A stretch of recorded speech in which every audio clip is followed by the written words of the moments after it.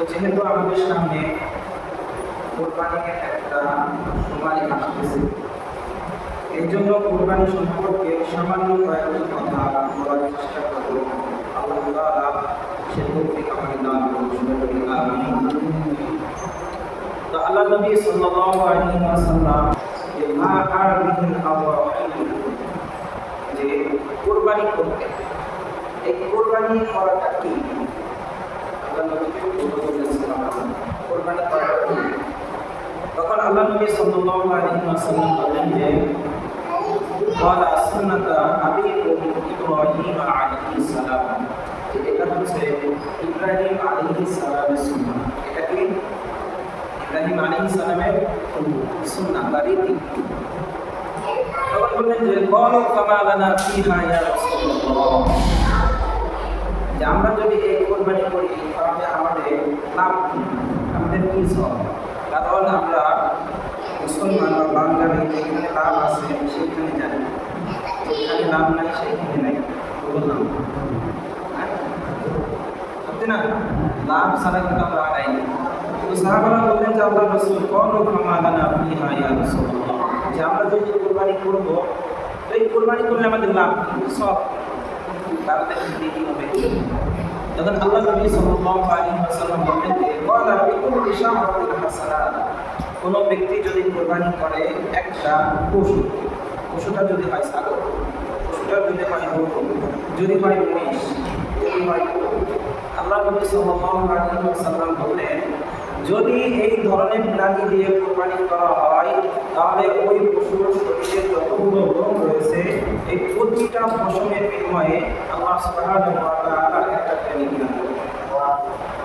ওদের কোন একটা ট্রেনিং, এখন বলেন যে একটা গরুর গায়ে কয়টা চুল আছে? কি বলেন? শোনা যাবে? একটা গরুর গায়ে একটা পশমের শেষ নেই। আল্লাহ নবী বললেন যে প্রতিটা পশমের বিনিময়ে একটি করে নেকি আল্লাহ রাব্বুল আলামিন তাকে দান করবে। তাহলে দেখা যায় একটা প্রাণীর গায়ে কতগুলো পশম থাকে, আল্লাহ তাআলা ওই পরিমাণ নেকি আল্লাহ তাআলা তার আমলনামায় দান করেন। এরপরে আরেকটা আমলের কথা আগে শিখে নেই, সেটা হচ্ছে যে অনেকেই আছে যে আর্থিক অভাবের জন্য কোরবানি করতে পারে না। মানুষ নয়, অনেকে আছে গতবার করছে কিন্তু এবার আর্থিক অসচ্ছলতার কারণে কোরবানি করতে পারছে, এরকম হয় না? তো দেখা যাচ্ছে এরকম যারা রয়েছে এটা সবার জন্য প্রযোজ্য।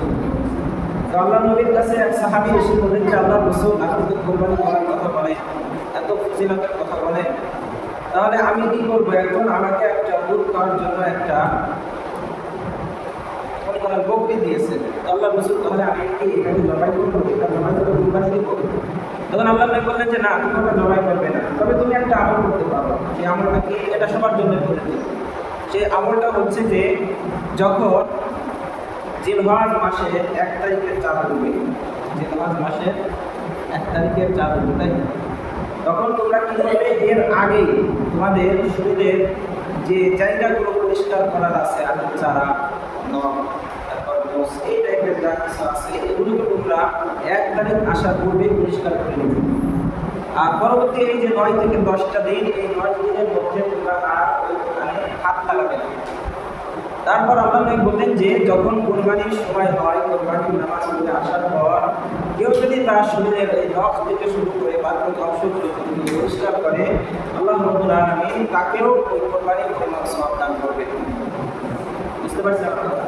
আর তাদের নখ, তারপর মোষ, তারপর জিরেনা, এই যেগুলো আছে এগুলো যদি পরিষ্কার করা হয় 1 তারিখের আগে আর ওই ঈদের নামাজের পরে কেউ যদি পরিষ্কার করে, আল্লাহ রাব্বুল আলামিন তাকে কুরবানির সওয়াব দান করবেন। এই জন্য এই আমলটা আমরা সবাই করতে পারি নাকি? এই জন্য আমরা চেষ্টা করবো এই আমল করার। যাই হোক, তো আল্লাহ রাব্বুল আলামিন এই কুরবানির বিধান দিলেন। হযরত ইব্রাহিম আলাইহিস সালামের কতগুলো খুশি রয়েছে, তাই না? তো এই ইব্রাহিম আলাইহিস সালাম তার জীবনটা কেমন গিয়েছে ছোট্ট কালে যদি আমরা দেখি, আমরা ঘটনার শুধু মূল অংশগুলো করবো, সাইডে বেশি কিছু করবো না, যেহেতু আমাদের সময় বেশি কিছু করতে গেলে সময় পাওয়া যাবে না, তারপর আমাদের মাইক অবস্থা জন্য আমরা সংক্ষিপ্তর মধ্যে শর্ট এগুলো না বলে না এগুলো বলার চেষ্টা করব।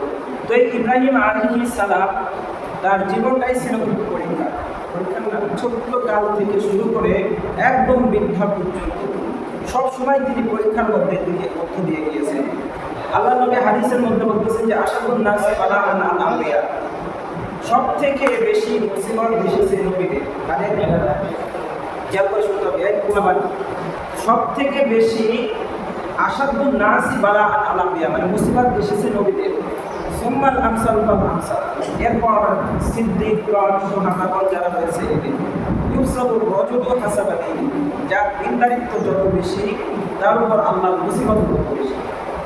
নবীদের পরে সব থেকে বেশি এসেছে তাদের কাছে যারা ছিলেন সাহাবায়ে কেরাম। এরপরে বলতেছেন যার মধ্যে দিনদারিত্ব বেশি আল্লাহ তাকে পরীক্ষা করে বেশি। তো এই ইব্রাহিম আলাইহিস সালাম তিনি ছোট্ট কাল থেকে তার জীবনটাই পরীক্ষা দিয়ে গিয়েছেন। তিনি যখন ছোট্ট ছিলেন তখন তিনি বড় হয়েছেন কিন্তু এমন একজন ব্যক্তির ঘরে, সে ব্যক্তিটা নিজের মূর্তি বানায়, সে ব্যক্তিটা নিজে কি করে মানে তার বাবা মূর্তি বানায়, তিনি তার ঘরে বড় হয়েছেন। তো এই কথাগুলো কিছু আল্লাহ রাব্বুল আলামিন সূরা সাফফাতের মধ্যে দিয়েছেন। ইয ক্বালা ইব্রাহিম ইয ক্বালা লিয়াবিহি কওমিহি মাযা তা'বুদুন আইফকান আলিহাতান আল্লাহু ইউরিদু। হযরত ইব্রাহিম আলাইহিস সালাম তার বাবাকে বললেন যে ইয ক্বালা লিআবিহি ওয়া কওমিহি মাযা তা'বুদুন, তিনি ছোট্ট কাল থেকে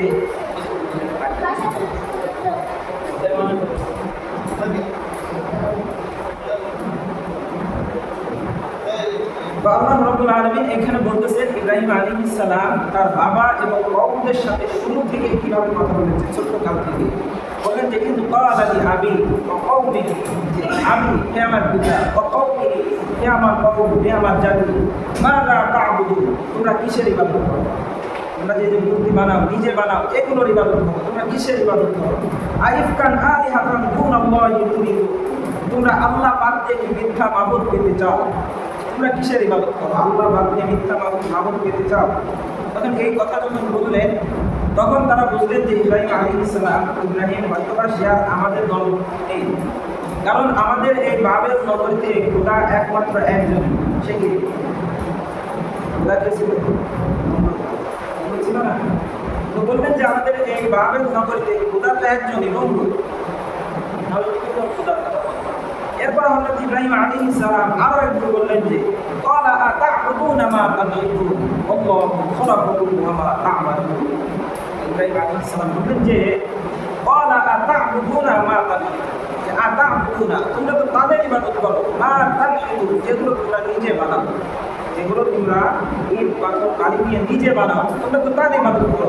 আল্লাহু খালাকাকুম ওয়া মা তা'মালুন, অথচ যে আল্লাহ রাব্বুল আলামিন তোমাদেরকে এবং তোমরা যা সৃষ্টি করতেছো তাদেরকে সেই আল্লাহ তাআলা বানিয়েছেন। নাকি মানুষ আল্লাহ তাআলা বানিয়েছেন না? এরপর ওরা যে এই পাথর বানি এগুলো তো আল্লাহ তাআলা। তো বললেন যে তোমরা তো আল্লাহ তাআলাই তোমাদেরকে সৃষ্টি করেছে, এরপরে তোমরা যা কিছু বানাচ্ছ ওগুলোর উৎস তো আল্লাহ তাআলার কাছে, আল্লাহ তাআলাই তো বানিয়েছেন, তবে তোমরা আবার কিসের ইবাদত করো, কোন খোদার ইবাদত করো? যখন এই কথা বললেন, এই কথা বলার পর তারা বুঝতে পারলেন যে ইব্রাহিম আর আমাদের দলে নাই, কারণ সে যেহেতু একাই একত্ববাদের দেওয়া হয়েছে, তাই না? একাই তিনি শুধুমাত্র আল্লাহ তাআলার কথা বলতেছেন। আর ওই সময় ওই নমরুদ এতটা পাওয়ারফুল ছিল, যেহেতু বাদশাহ, তার সামনে দাঁড়ানোর মতো আর কেউ ছিল না। তখন ইব্রাহিম আলাইহিস সালাম যখন এই কথাগুলো বললেন তাকে নিয়ে যাওয়া হলো নমরুদের কাছে। কার কাছে? নমরুদের কাছে। দেখেন তার ছোট্ট কাল থেকেই তিনি কত পরীক্ষার সম্মুখীন হয়েছেন। নমরুদের কাছে নেওয়ার পর এই কথাগুলো আল্লাহ তাআলা সূরা বাকারার মধ্যে দিয়েছেন। সূরা বাকারা 258 নম্বর আয়াত আল্লাহ রাব্বুল আলামিন বলেন, ইয ক্বালা ইব্রাহিম রাব্বিয়াল্লাযী ইউহয়ী ওয়া yumiit। যখন ইব্রাহিম আলাইহিস সালামকে নমরুদের কাছে নেওয়া হলো, এরপর নমরুদ জিজ্ঞাসা করতেছেন, তুমি যে খোদার কথা বলছো, কোন খোদার কথা? যে আমি ছাড়া কোন খোদা আছে? তখন ইব্রাহিম আলাইহিস সালাম বললেন যে ক্বালা ইব্রাহিম রাব্বিয়াল্লাযী ইউহয়ী ওয়া yumiit, আমি তো ওই রবের কথা বলি যে রব ইউহয়ী ওয়া yumiit, জীবন দান করে, মৃত্যু দান করে। কি বললেন? যে আমি ওই রবের কথা বলি, ওই খোদার কথা বলি যে রব জীবন দান করে, মৃত্যু দান করে। যখন এই কথা বলা হলো তখন নমরুদ তিনিও বললেন যে আনা আমিও জীবন দান করি, আমিও মৃত্যু দান করি। নমরুদ কি বললেন? আমিও জীবন দান করি, আমিও মৃত্যু দান করি।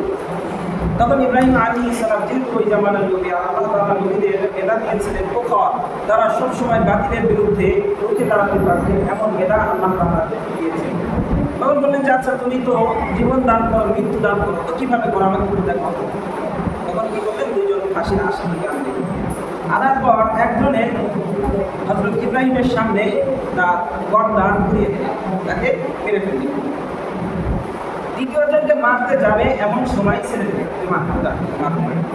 বললেন যে এই যে দেখ, আমি এইমাত্র একজনের মৃত্যু দিলাম, আবার একজনকে বাঁচিয়ে দিলাম, তাহলে আমিও আনাবো কি হবে, আমিও জীবন দান করি, আমিও দান করি।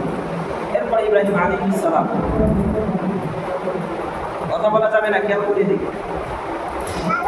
এরপরে ইব্রাহিম আলাইহিস সালাম বললেন فإن الله يأتي بالشمس من المشرق فأت بها من المغرب فبهت الذي كفر।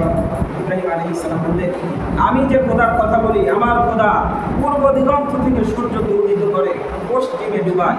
তুমি যদি রব দাবি করে থাকো, তুমি পশ্চিম থেকে একদিন সূর্য উঠাও, তুমি পশ্চিম থেকে একদিন সূর্য উঠে দেখাও। এই কথা বলে এখন সে যুক্তিটা হাসছে না, দিচ্ছে না, হাসছে ঠকছে না, ঠকছে না। দেখবেন যে আমাদের মাঝে কিছু মুরব্বীও এমন পাওয়া যায়, দেখবেন যুবকরা যখন সঠিক কথাগুলো বলে, যে তাদের কথা যুক্তিযুক্ত, এই কথাগুলো যখন বলে দেখবেন মুরব্বীরা এক সেকেন্ড করছে না।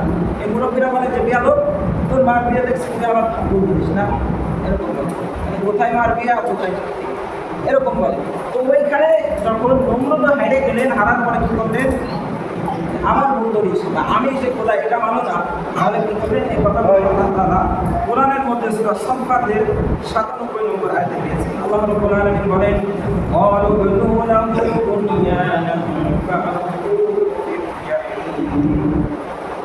আল্লাহ এইখানে জানালেন যে ক্বালু বুনু লাহু বুনয়ানা। তখন এই নমরুদ বললেন যে ইব্রাহিমের জন্য একটা আগুনের কুণ্ডলী বানাও, আগুনের কুণ্ডলী বানাও, ফাআলকুহু ফিল জাহিম, এবং তাকে আগুনের মধ্যে নিক্ষেপ করো, এবং তাকে আগুনের মধ্যে নিক্ষেপ করো। আল্লাহ রাব্বুল আলামিন বলেন, ফাআরাদু বিহি কাইদা ফাজআলনাহুম আসফালিন। তারা যে এই যে ষড়যন্ত্র করতেছে, তাদের এই ষড়যন্ত্রকে আমি হীন করে দেবো, দুর্বল করে দেবো, ধ্বংস করে দেবো। আল্লাহ তাআলা ভাই থাকেন বললেন সূরা আম্বিয়ার মধ্যে আল্লাহ রাব্বুল আলামিন 79 নম্বর আয়াতে বলতেছেন, কুলনা ইয়া নারু কুনি বারদাও ওয়া সালামান আলা ইব্রাহিম। আল্লাহ রাব্বুল আলামিন বললেন যে যখন তোমরা নমরুদ তুমি যখন ইব্রাহিমকে আগুনে ফেলতে চাও, আমিও আগুনকে একটা বার্তা দিয়ে দিচ্ছি, আগুনকে একটা আদেশ করতেছি, কুলনা ইয়া নারু কুনি বারদাও ওয়া সালামান আলা ইব্রাহিম, যে হে আগুন আমার ইব্রাহিমের জন্য তুমি শান্তিদায়ক হয়ে যাও। কি হয়ে যাও? শান্তিদায়ক। যে সারা এমন শান্তি, যে শান্তিতে একেবারে ঠান্ডাও নয়, আবার একেবারে গরমও নয়, এমন শান্তি যে এসির মতো, গরমও লাগবে না, ঠান্ডাও লাগবে না। হযরত ইব্রাহিম আলাইহিস সালাম যখন বৃদ্ধ বয়সে এসে বলেছিলেন, তার নাতি যারা আছে তাদেরকে বলেছিলেন যে আমি এই নমরুদের আগুনের মধ্যে 40 দিন ছিলাম, এই সময়টা যত আনন্দে, যতটা ভালোভাবে ছিলাম, এরকম শান্তি আর আমি এই দুনিয়ার মধ্যে আর কখনো পাইনি। তাহলে আল্লাহ তাআলা এই আগুনের মধ্যে ইব্রাহিমকে রেখেছিলেন শান্তিতে। তাদের সমস্ত ষড়যন্ত্র আল্লাহ তাআলা ব্যর্থ করে দিয়েছেন। এই ছিলেন ইব্রাহিম আলাইহিস সালাম। তার ছোট্ট কাল থেকে এরকমভাবে তিনি অসংখ্য পরীক্ষার সম্মুখীন হয়েছেন, তারপরেও কিন্তু তিনি ঈমান থেকে সরে যায় নাই, সবসময় ঈমানের দাওয়াত দিয়েছেন। এরপর বললেন, ইন্নী ওয়াজ্জাহতু ওয়াজহিয়া লিল্লাযী ফাতারাস সামাওয়াতি ওয়াল আরদা হানিফাও ওয়া মা আনা মিনাল মুশরিকিন।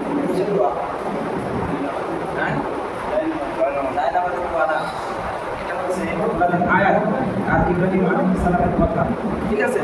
তো এখানে বললেন যে ইন্নী ওয়াজ্জাহতু ওয়াজহিয়া লিল্লাযী ফাতারাস সামাওয়াতি ওয়াল আরদ, যে আমি সমস্ত কিছু থেকে মুখ ফিরিয়ে নিলাম আল্লাহ তাআলার দিকে। ওয়া মা আনা মিনাল মুশরিকিন, আমি মুশরিকদের অন্তর্ভুক্ত নই। যেহেতু তার বাবাও ছিলেন মুশরিক, তার আম্মাও ছিলেন মুশরিক, আর তার কওম ধরে ওই সময় সবাই ছিলেন মুশরিক, অগ্নি পূজনী। শুধুমাত্র ইব্রাহিম আলাইহিস সালাম একাই ছিলেন মুসলমান। এই জন্য তিনি বললেন আমি সমস্ত কিছু থেকে পৃথক হয়ে গেলাম, আলাদা হয়ে গেলাম, আমি আর তাদের দলভুক্ত নই। এই ইব্রাহিম আলাইহিস সালাম যখন বিবাহের সময় আসলেন, বিবাহ করলেন। বিবাহ করার পর ৮৬ বছর কেটে গেল। কত বছর বলেন? ৮৬ বছর যখন কেটে গেল, কাটার পর সবসময় তিনি দোয়া করেন, রব্বি হাবলি মিনাস সালিহিন। কি দোয়া বলেন? রব্বি হাবলি মিনাস সালিহিন। এই দোয়া পড়তে হয় আমরা অনেকেই জানি না। যারা আমাদের বিবাহ করেছি বা সন্তান আদি নিতে ইচ্ছুক, তারা সবসময় এই দোয়াটা দিচ্ছে, যে এই দোয়াটা নবীদের দোয়া। নবী আলাইহিস সালাম এই দোয়া করেছেন, এই জন্য আমরা এই দোয়া করব। তো তিনি সবসময় এই দোয়া করতেন, রব্বি হাবলি মিনাস সালিহিন, যে হে আল্লাহ, আপনি আমাকে একটা নেককার সন্তান দান করেন। কি দান করেন বলেন? নেককার সন্তান। সন্তান হলে হবে না, নেককার হতে হবে নাকি? এই জন্য বললেন যে আমাকে একটা নেককার সন্তান দান করেন। আল্লাহ রাব্বুল আলামিন বললেন, ফাবাশশারনাহু বিগুলামিন হালিম, আমি তোমাকে একটা নেককার সন্তানের ঘোষণা দিলাম। কত বছর বয়সে? ৮৬ বছর বয়সে। এখন দেখা যায় আমাদের মাঝে ৮৬ বছর বয়স খুঁজে পাওয়া কষ্ট নাকি বলে। তো দেখা গেছে এই ৮৬ বছর বয়সে আল্লাহ রাব্বুল আলামিন তার দোয়া কবুল করেছেন। তাহলে দেখেন, বিবাহ না হলে এক বিষয়, বিবাহ হয়েছে এটা আর এক বিষয়। যদি সন্তান না হয়, দেখবেন এদের উপর পারিবারিক চাপ, মানসিক চাপ একটু বেশি থাকে না? দেখবেন যে মা বলে যে কি ব্যাপার, একটা সন্তান দিচ্ছে না, শাশুড়ি আছে, এরা সবসময় বলতে থাকে, মানে এরকম একটা চাপ থাকে। তো ৮৬ বছর হয়ে গেল, এই সময় আল্লাহ রাব্বুল আলামিন তাকে একটা নেককার সন্তানের সুসন্তান দিলেন। এবার বললেন যে ফাবাশশারনাহু বিগুলামিন হালিম। যখন নেককার সন্তান হলেন, পৃথিবীতে আসলেন, জন্মগ্রহণ করলেন, আল্লাহ তাআলার আদেশে তাকে একটা দুর্গম প্রান্ত, অর্থাৎ একটা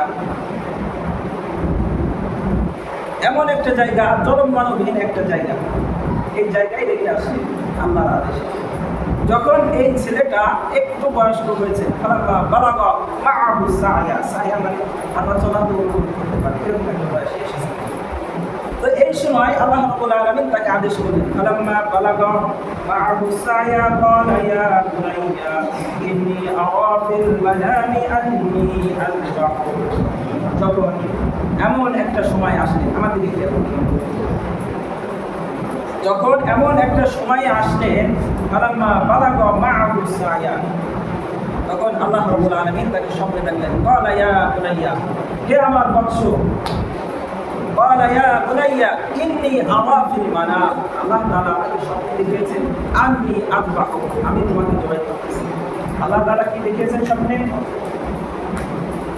আল্লাহ তাআলা কি দেখিয়েছেন? আমি তোমাকে জবাই করতেছি। আমার দিকে খেয়াল করবেন, বললেন যে আমি স্বপ্নে দেখেছি আমি তোমাকে জবাই করতেছি।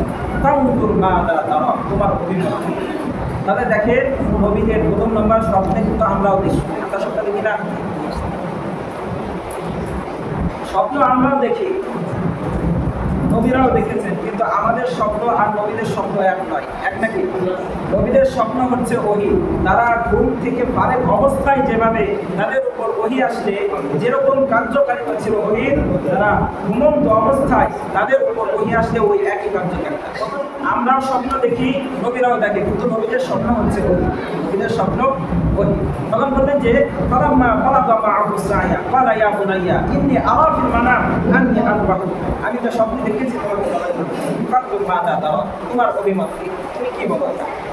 তখন দেখেন, আমাদের সন্তানকে যদি আমরা ওইভাবে রাখতে থাকি, আসলে বড় ছেলের রাখতে বলছি, বাবা স্বপ্নে দেখছি তোমার জবাই করতেছি, বলো কি বলবে? এই স্বপ্নের পরবর্তী অংশ কিন্তু আমি দেখছি, যে তুমি আমার জবাই করতে চাচ্ছিলে, পরের কথা আমি দেখছি আমার পরের জন্য জবাই করতে চাচ্ছি, মানে ও এইভাবে কাটিয়ে যাবে। কিন্তু তিনি কি বললেন?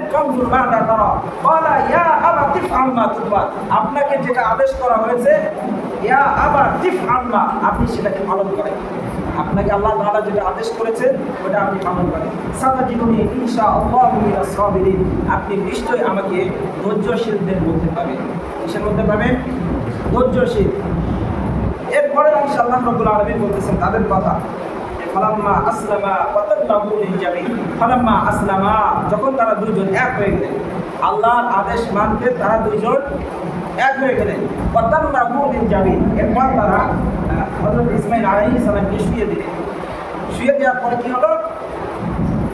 তাল্লাহু লিল-জাবিন ওয়ানাদাইনাহু আইয়া ইব্রাহিম, এরপরে আল্লাহ রাব্বুল আলামিন ইব্রাহিম আলাইহিস সালামকে ওয়ানাদাইনা, যে তুমি তোমার স্বপ্নকে বাস্তবায়িত করেছো, তুমি তোমার স্বপ্নকে বাস্তবায়িত করেছো। আইয়া ইব্রাহিম, এই ইব্রাহিম, বাদে সাদ্দাকতাল রুকিয়া ইন্না কাযালিকা নাজজিল মুহসিনিন, যে তুমি তোমার স্বপ্নকে বাস্তবায়িত করেছো আর এটা ছিল তোমাদের জন্য একটা পরীক্ষা। ইন্না হাদা লাহুয়াল বালাউল মুবিন, এটা ছিল তোমাদের জন্য একটা পরীক্ষা।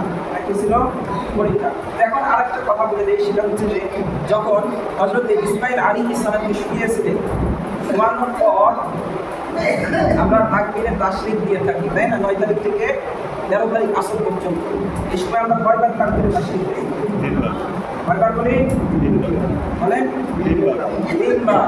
অথচ এখান থেকে তাকবীরে তাশরিকের উৎস এখান থেকেই শুরু হয়। যখন হযরত ইসমাঈল আলাইহিস সালামকে শোয়ানোর পর যখন জবাই দিবে, আল্লাহ রাব্বুল আলামিন তো তার মনে মনটা দেখতে চাচ্ছিলেন যে সে কী করে, আসলেও জবাই করে কিনা, আমার আদেশ মানে কিনা। যখন তিনি জবাই করতেই যাবে, এই সময় হযরত জিবরাইল আলাইহিস সালামকে আল্লাহ রাব্বুল আলামিন পাঠালেন যে, জিবরাইল তুমি যাও, জান্নাত থেকে একটা ডুম্বা নিয়ে যাও, একটা জন্তুকে নিয়ে যাও। তখন তিনি প্রথম আসমানে এসে বলতেছিলেন আল্লাহু আকবার, আল্লাহু আকবার। কয়বার বললেন? আল্লাহু আকবার, আল্লাহু আকবার। এটা শোনার পর হযরত ইব্রাহিম আলাইহিস সালাম বলেন লা ইলাহা ইল্লাল্লাহু আল্লাহু আকবার, আল্লাহু আকবার। হযরত জিবরাইল আলাইহিস সালাম আসলেন, ইসমাঈলকে সরালেন, ডুম্বাটা নিচে রাখলেন। এরপরে হযরত ইসমাঈল আলাইহিস সালাম বললেন ওয়ালিল্লাহিল হামদ। এই তিনজন ব্যক্তির কথা মিলে হচ্ছে একটা তাকবীরে তাশরিক। একবার। কয়বার হলো? একবার। তিনজন মিলে হয় হলো একবার। তার মানে একবার পড়া হচ্ছে ওয়াজিব। একবার পড়া ওয়াজিব। কেউ যদি না পড়ে, পুরুষ মহিলা উভয়ের জন্য এটা পড়া ওয়াজিব। কেউ যদি না পড়ে গুনাহগার হবে। ইমাম পড়তে ভুলে গেছে, মুক্তাদিদেরকে পড়তে হবে জোরে জোরে। পুরুষ মানুষ পড়বে জোরে, মহিলারা পড়বে আস্তে। কয়বার? একবার। একবার পড়া কি ওয়াজিব। ওয়াজিব তরফ হলে কিন্তু আর গুনাহ হবে, এই জন্য একবার পড়া ওয়াজিব। তো এইখান থেকে এই তাকবীরে তাশরিক আসে। তাহলে এই ঘটনা থেকে আমরা বুঝতে পারি আল্লাহ রাব্বুল আলামিন শেষ পর্যায়ে বলতেছেন যে ওয়া তারাকনা আলাইহি ফিল আখিরিন, আর আমি এই ঘটনাকে পরবর্তীদের জন্য স্মরণ করে রাখলাম। ইব্রাহিম ইসমাঈলের ঘটনা আমাদের জন্য পরবর্তী যারা আসবে এদের জন্য স্মরণ করে রেখে দিলেন এই ঘটনাগুলো কোরআনের মধ্যে। এই জন্য এই ঘটনা থেকে আমরা বুঝতে পারি অন্ততপক্ষে আমাদেরকে এমন সন্তানগুলো করতে হবে যে সন্তানগুলো দিনের উপর অটল থাকতে পারে, দিনের পথ থেকে যাতে